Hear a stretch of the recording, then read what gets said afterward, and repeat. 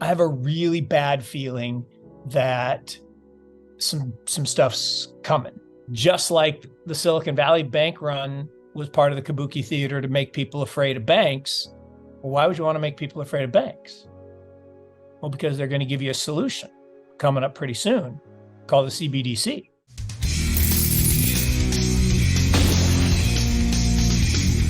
In today's video, Mark Yusko, the founder, CEO and CIO of Morgan Creek Capital Management, discussed about the Fed raising interest rates and impact on all markets including crypto, the crypto bear market, and if we've hit the bottom on Bitcoin.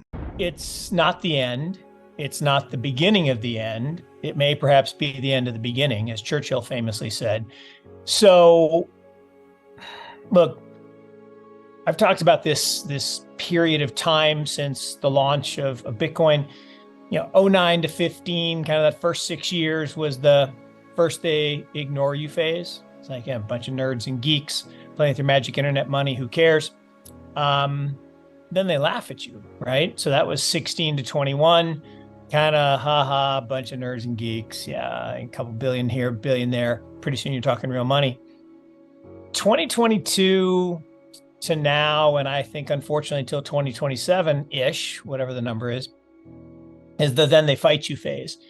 And look, this is a massive, concerted, intentional effort, right? And people say, oh no, it's just coincidences. No, they're not coincidences. It's not a coincidence that we're getting these announcements now with the big, BTC, I mean, not BTC, the big fintech. TradFi is the word I'm searching for, Austin, sorry. Big TradFi company saying, oh yeah, we want to do this. BlackRock, we want to do an ETF for crypto or for Bitcoin. Really? I mean, think about this. Not a month ago. I mean, it's not even like a year ago or 2 years ago or 5 years ago. Not a month ago. The SEC was like, you're a villain if you're even touching this space. You're a bad. Now, everybody. I mean, Deutsche Bank this morning and Fidelity over the weekend and BlackRock last week. And, everybody's jumping in the pool. Now, why is that? I will argue that this started a handful of years ago when, they appointed the guy in charge, right? He was teaching a blockchain class at MIT. And now he's, the enforcer. Hey, that's weird. And you had, basically all these incumbents vilified and in many cases now sued. So, yeah, it's a long rambling way of saying, yeah, I think chokepoint is real. I think it's been going on for a while. I think Sam and FTX were the useful idiots that were concocted to create this illusion of, all the bad people and all the bad stuff is happening. I used to laugh. You'd hear people like Ms. Warren and others say, crypto is only used for money laundering and terrorism. I was like, right. The biggest terrorism tool in the world is the US dollar, full stop, right? It's not close. But what I didn't realize was they had inside information. They were actually doing the money laundering with crypto through FTX. So there's a whole bunch of stuff there that, we don't even have to dive into, that bad stuff, bad people doing bad stuff. So what still scares you about Operation Chokepoint 2.0? Because we've seen the SEC already go after the top exchanges. They've already declared. Yeah, they're coming for the little guys. I said this last week on another show that I do every Friday, and I'm waiting for the shoes to drop this week. I don't have any inside knowledge. I'm not friendly with anybody at the SEC. I'm not repeating anything untoward. I have a really bad feeling that some stuff's coming. And, they've been systematically attacking the highest levels of success. And I think they're about to go down into the DeFi space and And look, if you can literally change the rules after the game starts, that's a tough environment for founders and entrepreneurs and investors to win, right? I mean, literally, if you dribbled across half court in a basketball game and they said, oh, we changed the rules. You can't cross half court anymore. I mean, that rule actually existed in Oklahoma up until like the 1990s for women, not for guys, but for women had to play 3-on-3. You had to pass, the defense had to pass the ball to the offense, and you couldn't go across midcourt. So, the average person trying to play basketball would say that doesn't make any sense. And so if suddenly anyone who transacted in DeFi is now criminal, I mean, come on, really? I mean, that's some crazy stuff. Well, I shouldn't say criminal. You violated securities law. It doesn't make it criminal, but violated securities laws. That's crazy stuff. And I think we're that close. Again, don't know for sure, but I just have a really bad feeling that reading the tea leaves, that's what it looks like is coming next. How big a deal is the BlackRock ETF application? Because to me, it seems that, damn, Bitcoin is free and clear now more than ever compared to DeFi. Yeah. Oh, look, it's huge. And look, I've been talking about this for a long time. Everybody was applying, and the Winklevoss twins and Van Eck and my friends at a bunch of different firms, we're trying to get an ETF approved. And I said, zero chance, like no chance any one of those was going to get approved. People said, well, why? I said, because BlackRock is the only one that's ever going to get approved. And people said, they haven't even applied yet. Like, they will, and they'll get approved. And people said, well, why do you think that? Like, well, because they're part of the tent, right? You're either under the tent or you're outside the tent. And all of us who are trying to disrupt those under the tent, look, the trust business has had a great 800 years. That's a long run. 800 years of us, the plebs, trusting the banksters to safeguard our money.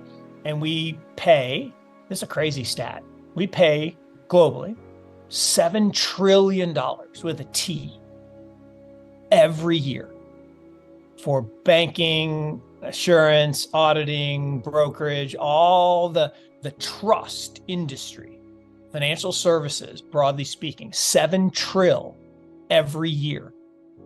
And the truth technology, right? We're going from trust to truth with blockchains, can get rid of most of that, if not all of it.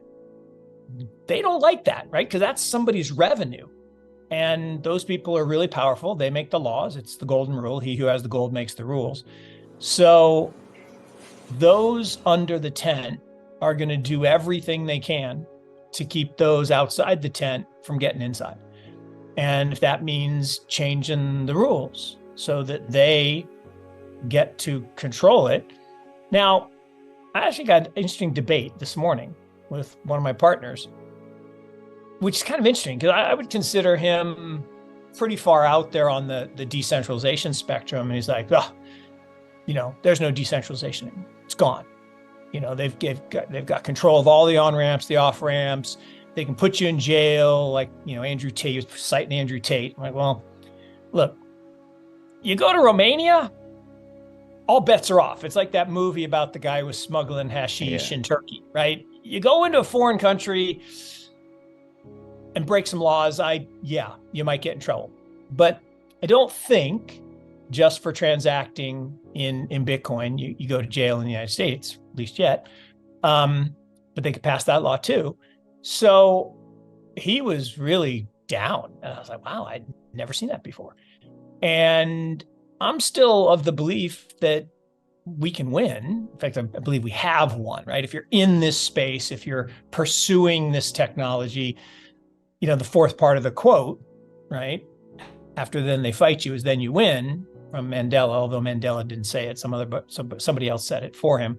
But I can never remember that guy's name either, which is sad because I should give him credit. but we should look that up and put it in the show notes. But Let's do it. I do feel like it is a huge deal, and I think it sets the stage for a pretty meaningful bull market, which, look, I declared crypto summer started on June 15th. And I said that months ago. And it's funny, people, well, why? I'm like, well, it's just the seasonality of how it works. It's a 4-year cycle, and you break it into 4 pieces. And June 15th was when we went from from winter to spring a year ago. And so June 15th was going to be the equinox this year. Now, I had no idea that was going to be the day of the BlackRock announcement. And it's literally the bottom. Like, it's been up only since last Wednesday or Thursday, whatever day that was. That's weird, right? I mean, that's an odd thing, but it's fully expected when big institutions, big organizations, wealthy investors have been doing this for years. I tweeted this out earlier today. It's the oldest trick in the book, right? If you want to buy a lot of something, what do? You shit on it, right? When George Soros wanted to corner the market in copper, right? What did he do? He didn't go out and buy a bunch of copper. He went out and sold a bunch of copper and spread rumors that copper was going to zero. Then you swoop in and buy a whole bunch after the price collapses. And big institutions been doing that. Elon does that all the time and all kinds of stuff. That's how big operators operate. Is you don't go buy it and then tell everybody you bought it and everybody clap and watch it go up. You want to buy it cheaper. So that's what I think went on last year. Is, look, it's again not a coincidence. The day of the peak in 2021 was the day they allowed the Bitcoin futures ETF to happen. I mean, it's the day. Well, why does that matter? Well, because the banks and people like BlackRock could go naked short. You could create paper negative Bitcoin. You could go short Bitcoin. And that pushed the price down and got all the weak hands to fold, all the leverage out of the system. Then they sacrificed FTX to make it appear that, bad people doing bad things, even though there's not much going on there. I mean, it's kind of like FTX to me reminds me of Madoff, right? They called Madoff a hedge fund problem, but there was no hedge and there was no fund. I mean, he hadn't made a trade in 13 years, so there was no hedging going on. And he was literally, his brother-in-law was taking the money and putting it in Bernie's account. There was no fund. It was just a bad person doing bad stuff. And that's the same thing. So, Alameda was this big trading firm. No, they weren't. Look at the data. They were not big. They were not sophisticated. They were not good.